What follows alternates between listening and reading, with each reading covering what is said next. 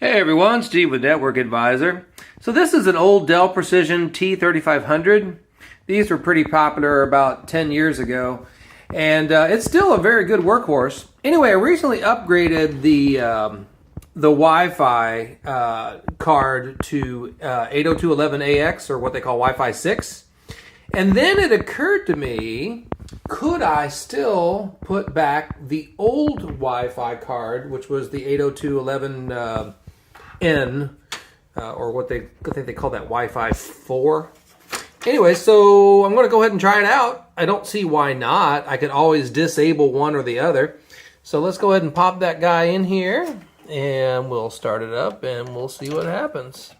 Okay, so now we're on the computer that I put those two cards in, and if we go down here to the section in the tray that handles network, and I can see I'm currently using the new one that I had installed before, the 802.11ax, but I can also see the old one, so I can switch back and forth between the two.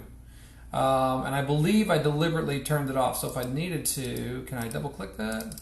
No, let's go to networking. So let's go to here, go to network status, here we go, and go to Wi-Fi. Okay, cool. So see, now, just to be in fairness, I actually named these after I installed them, so it may not say that if you put in your card. Like I deliberately named that this way so I can tell the two apart.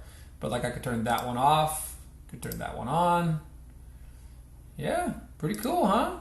So the short answer to your question is yes, you can have two Wi-Fi cards.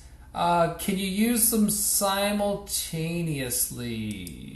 I don't think so. Maybe that'd be a subject for another video. But you definitely can have two Wi-Fi cards in your in one box. Okay, hope that helps you out. Thanks for watching.